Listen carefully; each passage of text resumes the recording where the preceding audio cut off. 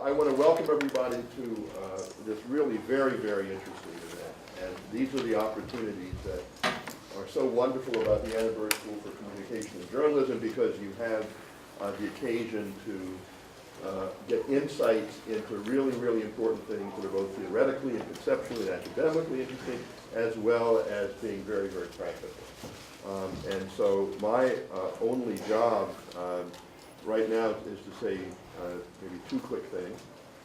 One is welcome to the Annenberg School. We are deeply, deeply, deeply committed to the study of communication and journalism and public relations in China. It's one of our top priorities. I'm pleased to say we have something like 5 or 6 Mandarin speakers on our faculty. The second point I want to make is I really want to thank Geoff Cowan, my predecessor, and the head of the Sunnylands Foundation for having organized this along with his colleagues.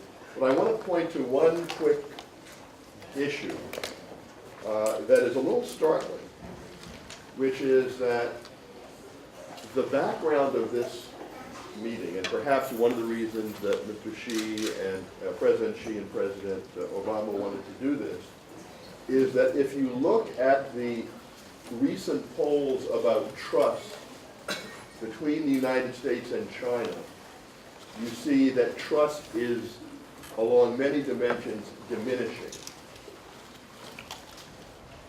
More trade, more diplomatic relations, and trust is diminishing. So one of the things that Geoff Cowan and I have talked about, along with Clay and Jay Wong, is working more on issues of soft power and public diplomacy, as well as bilateral governmental diplomacy, because it may be that the traditional bilateral diplomacy isn't working.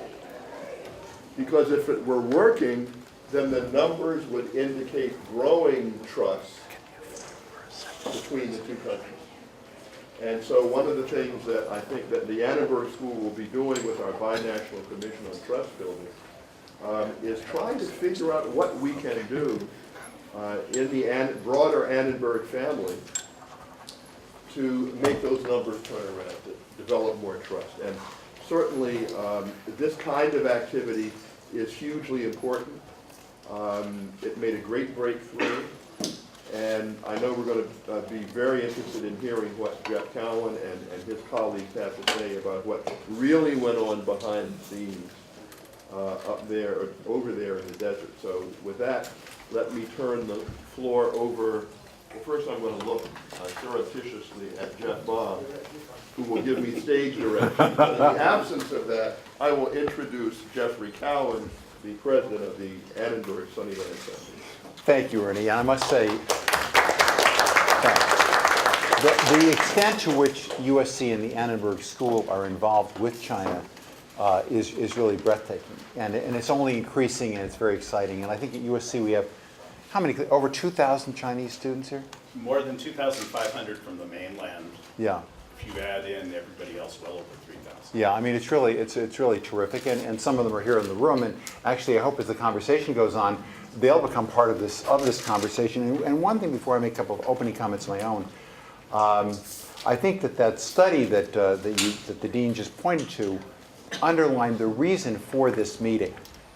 Both countries realized that when there is a dominant power in the world, historically, when there's been a dominant power in the world, and a second power has come along to challenge them, there are centrifugal forces that often pull them apart and lead to conflicts, often military conflicts, which are bad for everyone.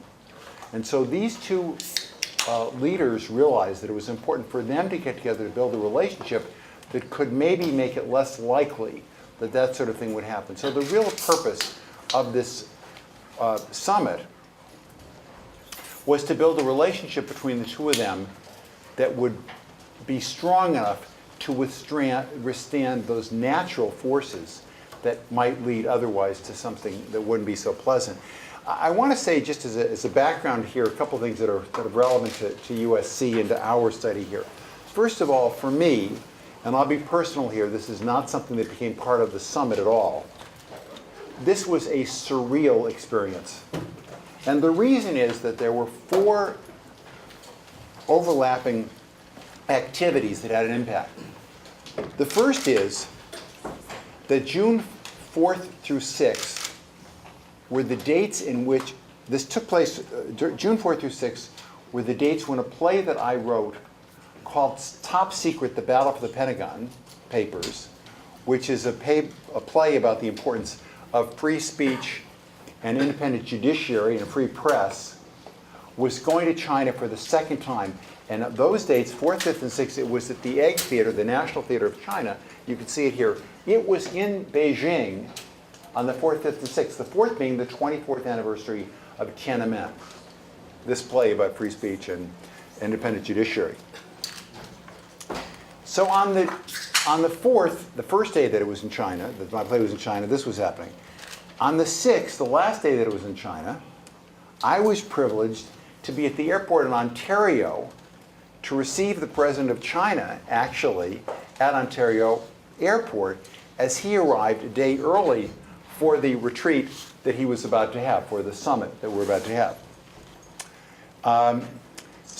And then the summit, which we're going to talk about, was this surreal thing. It didn't have anything to do with the summit. But while the summit was taking place, the Edward Snowden revelations also came to light. And this became an issue, obviously, on the international stage. But to me, it was fascinating because my play, which many of you have been involved with in one way or another, my play then was reviewed in the Chinese press against a backdrop of what did it say, what did it teach us about issues of free press, of cybersecurity, et cetera. So kind of a fascinating moment for me. Clay Dubey and his team are going to talk about a number of things having to do with the play, but I want to say, because this is a journalism forum, and Michael, thank you for inviting us to be part of your journalism forum. I'm Michael Parks, the Journalism School. I want to talk about 3 things having to do with journalism. The first is that in all of the reports leading up to this, I think it's fair to say that there were 3 players, and I don't know of any summit in which that's ever happened before. There were the 2 leaders, but there was Sunnylands. We were actually a part of the news stories, and it was quite extraordinary, to the point that actually Sunnylands itself was pictured on the front page of the New York Times before the summit ever took place, as well as the front page of other papers all around the country, as well as being in news reports. Usually a place becomes known later for the event that took place. We became a 3rd player. Why? Because of the informality that it turned out that became possible at Sunnylands, which allowed for this shirt sleeves diplomacy concept, which I think Clay will talk about. But that press coverage of Sunnylands as a 3rd player was very interesting to us and very important, I think, to us as an institution, but I hope important to the event itself. The coverage of the event was terrific in the news media, and maybe we'll talk about that some. But I thought I would highlight 2 stories which were not so great, because I think it's quite interesting. One is this story in the New York Times by Jane Perlitz, who's a great New York Times reporter. But in her story, she says, and we're going to highlight these words, their wives, Michelle Obama and Madame Peng, will also be there. And a person familiar with the planning said that the leaders would have plenty of time to talk informally, undistracted by the constant motion and public scrutiny of meetings in Washington. Their wives, Michelle Obama, was going to be there. No, she was never going to be there. But the fact that the New York Times had run a story saying she was going to be there, all of a sudden created an issue. Why isn't she coming? Why did she decide not to come? She was never coming. When this story appeared, it became an issue for us because at Sunnylands, as the host of this thing, we would have had to be hosting Michelle Obama. So we, of course, immediately checked with the White House and said, has anything changed? No, she's not coming. She was never coming. The reason Madame Peng was coming was because there was a state visit the Chinese delegation had throughout Central America and Mexico. So she was with the delegation. Michelle Obama was never coming. But a big issue became, oh, why has Michelle Obama decided not to come? That's an interesting story about journalism, because the New York Times, great paper, terrific reporter, Jane Perlitz, was wrong. How she got the story, I don't know. But it was never true, and it was wrong. And as far as I know, the Chinese didn't want Michelle Obama to be there either, because this was a story about the presidents. This was a chance for the presidents to build a relationship of their own. And the second story was that as wonderful as the news accounts were, and continue to be, at least one news account, in an effort, I think, to put this into another narrative, was a story by Peter Baker in the New York Times, which was a story about the chilliness between the relationship between President Putin and President Obama. But in that New York Times story, he suggested that there had been a chilly relationship that took place at Sunnylands itself. Not true. As far as I know, from all the accounts, and we've gotten accounts from a lot of different players in this, but there may be people in the room who know other things, the relationship that these two leaders built was actually a good one that I think will be important moving forward. The last point I would make is, because we are the Annenberg School for Communication and Journalism, which is interested in popular culture, was that this meeting became part of popular culture. So Wait, Wait, Don't Tell Me, for example, for some of you listening, well, we were suddenly became part of that. The Economist, many of you saw that cover story, which was a Brokeback Mountain riff. And I think as part of Clay's presentation, he'll show you a cartoon version of this relationship where there's a picture of the two leaders and of Tigger and Winnie the Pooh, which made its own kind of a statement and made a statement to the Chinese. But it's an interesting thing for us, I think, in School of Communication and Journalism to be interested in how this was covered, also how it became part of popular culture. We're so lucky at the Annenberg School, and not just lucky, it's the foresight really of our dean and the terrific work that the university and Clayton Dubie have done to have the U.S. China Institute as part of the Annenberg School. And so we invited Clay to come out and be an observer and stand in wherever he could in terms of the event itself. And also we wanted Clay and his team, and here's where Archie will become part of this, to see what the Chinese media was saying. We were reading the American media, and to see what the Chinese media was saying in Mandarin, not just was being said in English, because it could be very different, and to see what was being said on Weibo, not just what was being said on Facebook. So we thought that for today's discussion, it would really be a special treat to have Clayton Dubie and Archie Lee. Please join me in welcoming Clay. Thank you. We're in shirt sleeves, just as they were at Sunnylands. When Jeff mentioned standing in at Sunnylands, that meant standing in 114-degree heat. And it's important to impress upon you that was part of the context. Of course, it tested the air conditioning systems and things like that for the good folks at Sunnylands, but it also tested all of those who went, including those who went to have their say. They were not invited to the party, but they went and had their say too. We have some things to talk about here.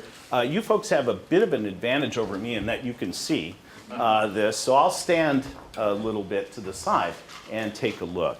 And so the first thing, of course, was this name, Annenberg, Annenberg, and then Sunnylands, the Yangguan Zhuangyuan, entered the Chinese language in a big way. And that's something that really came out of this. And you can still follow this. These names will remain. Now, one of the talking heads after the event was this one, the famous Harvard University professor, Joseph Nye. And he argued this was the most important meeting of two national leaders since Mao and Nixon met in February of 1972. That's a pretty big claim. More than 40 years, and these two got together. Why? Well, we'll talk about that. But if you want to go back and see what happened 41 years ago, We have a documentary that facilitates that focuses on press coverage of that historic meeting. The Assignment China project that my colleague Mike Shinoy, other colleagues, Craig Stubing, and others have been part of. These famous handshakes. No shirt sleeves. No shirt sleeves. Very structured. And so if you watch the Assignment China documentary, you'll see, for example, American officials saying, we carefully planned everything that we could. And so Nixon comes down the stairs with his hand outstretched, and all of this kind of thing. Now, TB Guide, I chose to put this in because, of course, that's a good source of the Annenberg fortune that made Sunnylands possible, okay, was the publication. And this school. So we acknowledge this, but also to stress that for Nixon and his folks, it was about television. It was about television. It was about the ceremony. That's what they wanted to project back. If they had had their way, there wouldn't have been any press, any print reporters, just TV camera people, right? Because they were focusing on the image. And this is from the People's Daily, emphasizing these things too. And so take a look at this website. You'll have a chance to watch the documentaries with or without Chinese subtitles. And you can also see there are some ancillary materials. For example, Dwight Chapin telling his colleagues they needed all to learn chopsticks at the White House, and so they sent a pair of chopsticks to everybody, that kind of thing. So again, Assignment China, one of our projects. Now, Dean Wilson mentioned the centrality of this relationship. So why does Joseph Nye say this is so important? Because the US and China matter. Here are 5 quick charts to illustrate how we matter. These two countries matter. In GDP, you're looking at what? 34% of world GDP. 1 out of 4 people on this planet lives in China or in the United States. 2 important ways that these two countries matter. How about global trade? 1 out of 4 shares of whatever's being exchanged involves the United States and China. How about global defense spending? Well, the blue here, the US, far dwarfs the Chinese side, but if you add these two together, the two countries are responsible for a staggering 48% of world defense spending. What our two countries do matters. That's why Nye is saying this is an important meeting. And a lot of what we do isn't so good for the world. And that would include carbon emissions, where 44% of global carbon emissions comes from our two countries. And so this is why this meeting, this relationship, so matters. All right? Now, Dean Wilson also mentioned that our relationship, in some ways, is very good. Look how much business we're doing with each other. But the perception of that relationship is that things aren't going so well. And so if you look, this is a Pew Research Center poll done over a number of years. You can see that Americans, beginning actually in 2010, turned much more negative towards China. Now a majority of Americans have a negative view towards China. You can see from the red line that the Chinese have had a negative view of the United States for quite some time, but that it is spiking up. What's going on? And that's why it's important to have these discussions.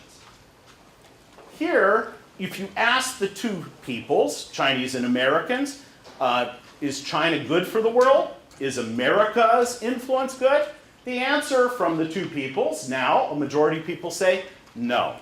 And you can see it's almost 70% on the Chinese side, feeling that the American role in the world is a negative one.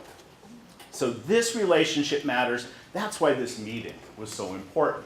Now this chart hints at another important point. Now this data comes from the BBC PIPA surveys over a number of years.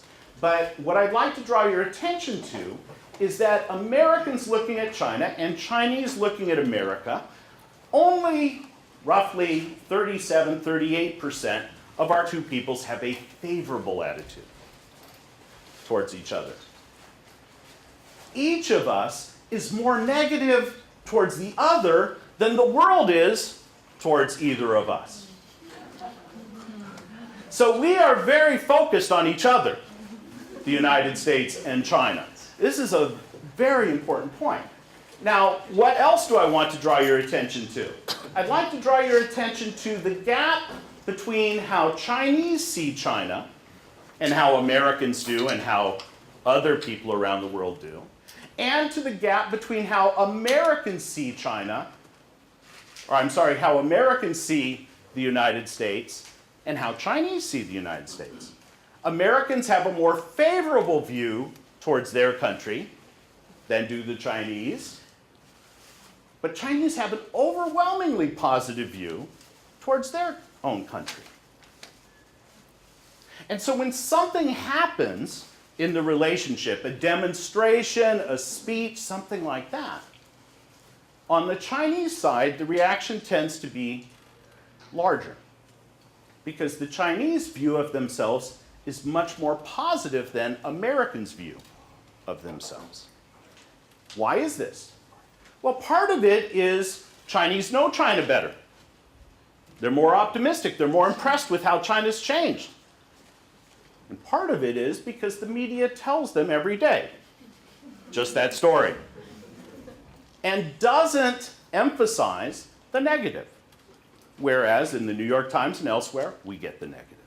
So this is useful context for understanding how journalists and the people they are trying to reach understand what happened in June out in the desert. So Jeff mentioned, for example, the immediate way that Sunnylands became a player. They were going to a place. They weren't just going to meet in some nondescript office building somewhere in one of the two capitals. Where were they going? And so from the very beginning, so up here we have the announcement, this thing is going to happen. We have the Foreign Affairs Ministry announcing this. And then right away, Xinhua is there with an exploration of Sunnylands to tell people about this. And Baidu has a Wikipedia-like encyclopedia with more details, including plenty of Google satellite shots of Sunnylands. Okay? So it became. Now, my colleague, Archie, who graduated from Annenberg just this last spring, and had to get special permission to be here from her new boss, she started digging things up, and she'll speak in just a minute. But these are some of the first posts to Weibo, to this microblogging platform that is so hugely popular in China. And so the first one is actually from the American government. It's important to recognize this is the Chengdu consulate saying our leaders are getting together. And then we have this, which is from Weibo itself, from the company, China itself, talking about they're going to be meeting at the Annenberg estate, which seems to be called this village or countryside of Sunnylands. Okay, and they talk about this. And then you have later ordinary folks starting to talk about what is going to be discussed, including that pesky China-Japanese relationship and the island disputes, these kinds of things. Well, in Western publications, Sunnylands became the feature. Jeff mentioned the New York Times, but Time magazine went crazy. Time magazine published a bunch of photos to tell you why Sunnylands. Right? So we have Reagan, Eisenhower, we have Nixon, and we have Kissinger. Okay, these people go to Sunnylands, so of course, if you're going to have a big meeting, why not do it there, right? And so we have this sort of thing coming from Time magazine. Well, now let's take a quick look at what journalists said, or at least how art directors and others represented it. So they have a meeting, June 7th, June 8th, and so we look at some newspapers. The LA Times, this is almost a local story. Actually, the Desert Sun, it was a local story, and they devoted huge resources to it, and I have to say they did as good, if not better, a job than many national publications.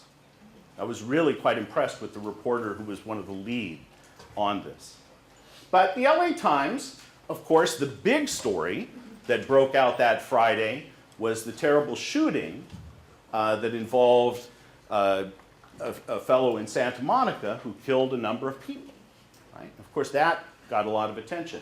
But the LA Times features it, and they're, of course, having a good time with things heating up out in the burning desert. So we have this. But what's this?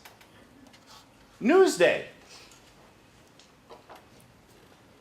Where is the Sunnylands report? It's not there. The emphasis instead is on Snowden and that story.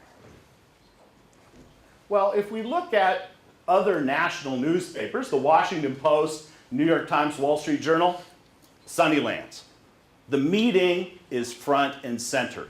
Emphasis on it. Because these papers have millions of readers all across the country. And what is more important than the U.S. China relationship? And what basketball player, of course, is marrying what Hollywood star? These are the salient things. But even the Washington Post, perhaps upset that the meeting isn't happening in Washington, doesn't devote an article to it, but says on an inner page we'll get to that thing happening out in California. And before that, we're going to focus on, in this case, the Connecticut shooting. But let's go around the country a little bit. So Detroit, Sunnylands, not in Detroit. Now this is striking because General Motors sells more cars now in China than it does in the United States. But perhaps the editors have judged that readers in Detroit are not so interested. Atlanta Constitution. Look with me. Is it there? No. Well, certainly in Chicago, right? Our nation's third largest city, where the former mayor emphasized the teaching of China in teaching of Chinese language in Chicago public schools. They must have something. No. Not on the front page. What is this saying about editorial decisions about what you and I in these places are interested in? Dallas Morning News, you've got the scenario by now. San Francisco, of course, San Francisco will talk about Sunnylands. Not that day. How is this? Local considerations. Editors deciding what will move somebody to read this newspaper, to pick it up. Well, Jeff mentioned some news magazines, and of course we have the Brokeback Mountain version, the effort to build a bromance out there. I would have liked, I think if they had just shown up in jeans and heavy coats, it would have been really fascinating. But in any case, so they are going in a rather playful way. And The Economist has been doing this kind of thing for some time, and recently, of course, had Xi Jinping dressed as the Qianlong Emperor on its cover. So other kinds of things. Well, how about Bloomberg Business Week? Bloomberg, this giant American news organization, they, of course, are going to focus on the U.S. China relationship because look how much business is being done. Not this week. Abe Economics. Their focus is on the Japanese Prime Minister's attempt to reform transform that economy. But Time Magazine devotes an issue, or a cover story at least, to the world according to China. And they've come up with this very creative cover design by somebody who probably isn't going to be mentioned in the Chinese press. Ai Weiwei. But it looks like a traditional paper cut, right? So Time is paying attention. Now, Jeff Baum, I spent quite a lot of time with Jeff out in Rancho Mirage at this event. And at one point to me, he said, the Chinese stay on message. The Chinese stay on message. And of course, that's absolutely correct, because you have somebody dictating a message, and you have a propaganda authority that ensures that message be put out. So let's take a look. Here's People's Daily. Here's People's Daily. Study it carefully. Many of you can read Chinese, but those who can't, study it carefully. There is going to be a test. Here's the test. This is Guangming Ribao. So this newspaper used to be called the Intellectuals newspaper. Back in the 1980s, they referred to that. What's different? Even if you can't read Chinese, you will see the similarities. And what's different is the font. And the inclusion, in a couple of instances, of subtitles. Staying on message. Local at the Guangming Ribao, this is the national newspaper, doesn't need to think very much, right? The person who does the heavy lifting already did it. And then we have Beijing Ribao, Beijing Daily, and yes, a different font. But the story, very much the same. And let's take a look at a couple of the stories. So one of the things that I'd like to draw your attention to is this article up here. And the Chinese readers have already spotted that here they mention Madame Peng. That Peng Liyuan is coming with Xi Jinping back to, is here on the way to go see the American President Obama. In the past, whoever the spouse is doesn't get mentioned. Hu Jintao came to the United States in January of 2011. He is married. His wife has shown up at things, but not then. Not then. And as near as I can tell, nobody went on Twitter to complain about the snub, because Americans didn't see it that way. So that's one part. The other part is, of course, the emphasis here on this meeting between the two leaders and the effort to create what? Foster peace, cooperation across the Pacific, that sort of thing. So here is the focus. Here is the focus. Now, there is some variation. There are local newspapers that don't exactly duplicate the People's Daily. But there are instructions. And so, unless you are a sports magazine, you better have the country's leader on the cover, on the front. And so here we have some variation, but you'll see similar sorts of placement and pictures, right? Now I'd like to turn it over to my colleague, Arthi Lee, to talk about what she found on Weibo. Thank you. So I have a question for every Chinese student here. Before this summit, do you know that this Annenberg is the same as that Annenberg at Sunnylands? So, yeah, I believe so. And before this summit, even the translation of the Annenberg is like different across the internet. You can see a lot. And if you still remember the last slide we show, that even the Chengdu embassy did the other one. It's called Annenberg instead of Annaberg. And but nowadays, like this name is kind of like settled on that, and there is the official translation, and this is also on the website of the Annenberg, the official website. But now we mention that, we also mention this is a place where the leaders of these two countries meet. And so we're talking about the Weibo. Weibo is some place that where people in China think that they can speak freely, even though sometimes there are limits there. But you can see that it's kind of like different from the normal newspapers. People give out their what they're really thinking about the meeting. They're thinking about what do they eat, what do they wear, and what will the first ladies be looking like, and how will they greeting each other, and will there be hugs or kisses or anything else?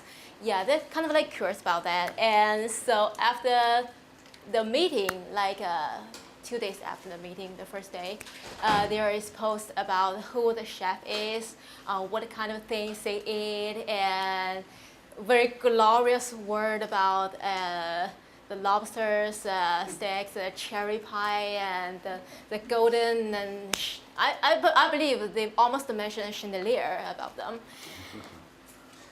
And also, they're kind of like disappointed with something that the other first lady didn't show up.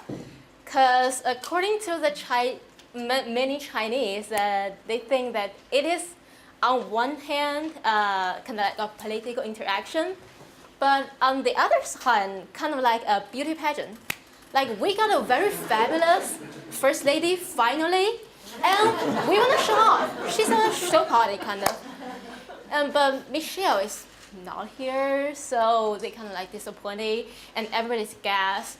What happened, and either kind of like disrespect from the Michelle side, or just the American tradition, you have to go to the graduation ceremony and stay with the kids. So people are guessing, and this is only one very neutral post online. There are a lot of other things which are not so pleasant on the eye, so I didn't post them here.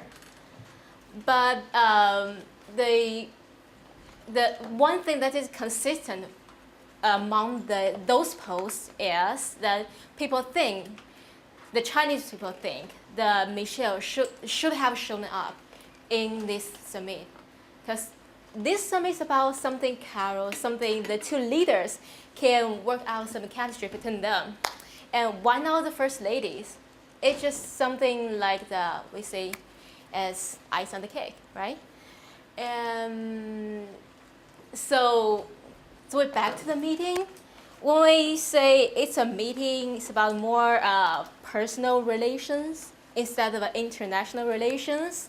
So when people say there isn't like very concrete things, very substantial, like agreements came out from this meeting, I am not surprised, and I don't think there are people that are very surprised on Weibo either. And so these are the people retweet the more official coverage about the outcomes of this meeting. And even before this summit, there were already people predict that there won't be any concrete things coming out from this meeting. And it turns out they were right. So this is about a general talk, and they almost mentioned everything. And people are very interested in seeing how Japan react from that. And they pictured Abby kind of like a Judas little mistress who was not feeling very well about Obama meeting Xi Jinping for 2 days, and he only met him for 90 minutes. So, and Obama even canceled the meeting with Anbe in the G8 summit.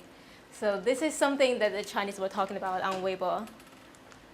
And yeah, so we say the meeting is a political thing, but on the other side, it is a also a commercial publicity thing.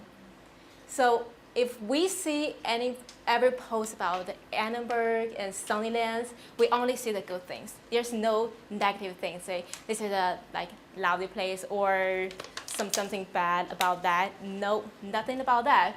People always say, well, if I got money, I would go there.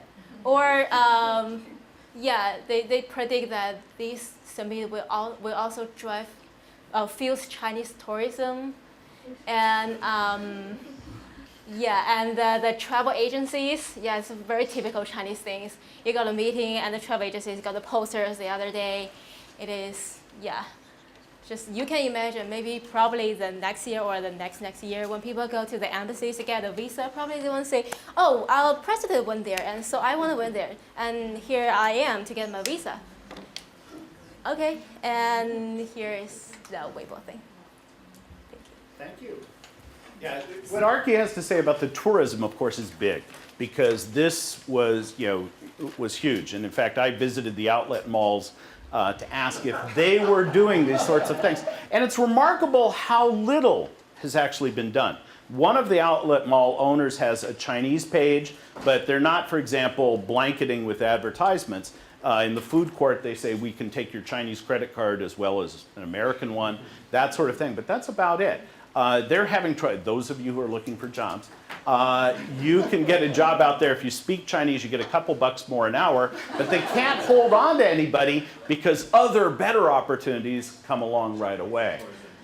So here is the Global Times, one affiliated with the Chinese Communist Party, and they did a poll right afterwards and concluded that both Americans and Chinese are friendly. Very few Americans and Chinese see each other as allies, but they're generally friendly. And then here, a significant number of Americans, almost 15%, felt that China could be conceived of as an enemy.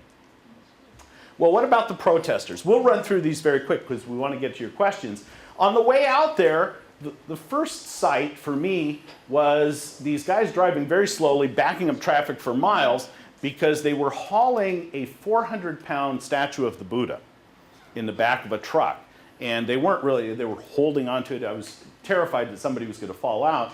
This was the Free Tibet, the pro-Tibet protesting group. And they had to carry this because of security around Sunnylands. They had to carry this thing about 2 miles to get it so that it was opposite. And of course, Xi Jinping drove in a different entrance. So, you do what you can.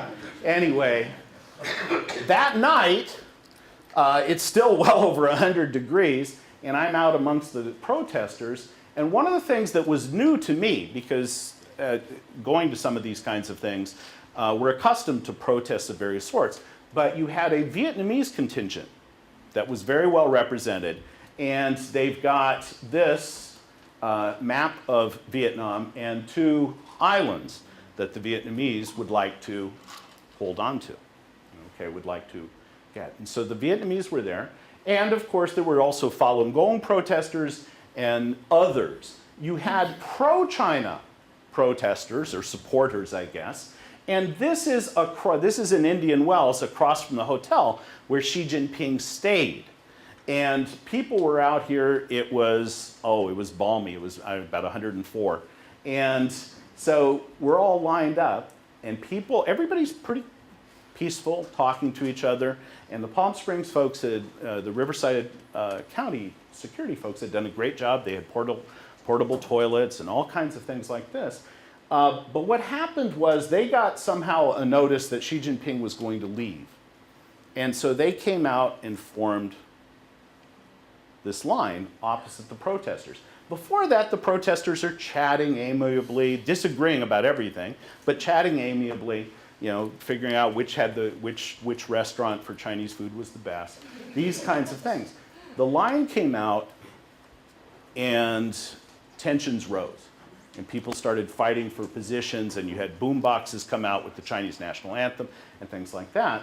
And I felt sorry for these folks folks in riot gear, because it was so hot, and they had to stand out there for about 45 minutes before Xi actually emerged. Well, what did they talk about? We know they talked about several important issues, but cybersecurity was very much on the docket. And this is the press availability that they had on the 8th. And they were late. They also had dinner together and this sort of thing. But Obama says uncharted waters. Okay, and this is all in this context, right, of these sorts of things. And Xi Jinping says, yes, we can cooperate on cybersecurity because we're victimized too. Now that's a very different position than taken by the United States. This is Tom Donilon, who did a press briefing afterwards. He was at that time the National Security Advisor for President Obama. And he wanted to emphasize not cyber crime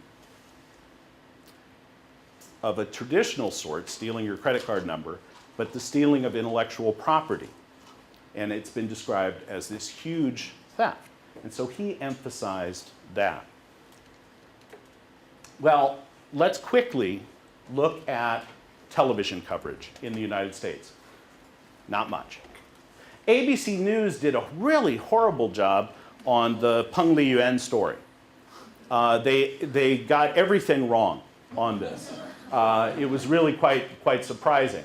ABC this week, the Sunday Talk program, didn't mention the summit at all. The emphasis was entirely on Snowden. But there's Meet the Press, right? Well, as it happens, not this week, because they had the French Open. Okay. How about Fox News? How about Fox News? No, not one word. Not one word about the meeting. State of the Nation from CNN. No. No. No mention at all. Face the Nation was the only of the major chat programs, Sunday chat programs, that spent time on it. They had a panel of 4 people, including Joseph Nye, who you already saw. This is when he made this statement, but also these newspaper and television correspondents. And this is Margaret Brennan here. She was saying the American message was the same one. We don't have to fight. We don't have to fight. And she says, maybe this time people took that comment seriously. The BBC did a much better job. A much better job. Yeah, I heard people say, of course, right? But in any case, the BBC focused on this. Now, Geoff Cowan said, we'd like to avoid conflict. And that's what is highlighted here by the BBC correspondent, which spent a lot of time on this. Al Jazeera did a better job. Al Jazeera was more comprehensive in its coverage, both of the event and of the protests. CCTV. Nobody in this room should be surprised that CCTV went for this in a big way. Okay? You know, all sorts of resources devoted to it. This is the CCTV website devoted to Xi Jinping coming out to the desert, right? And you have all sorts of things. Now, the emphasis at this meeting, in case you didn't get the talking points, we'll come back to those in just a second, CCTV actually did a story when Sunnylands came up with a Chinese website. Imagine, how many times have you seen CBS do a story about a Chinese company or a Chinese site having a site in English?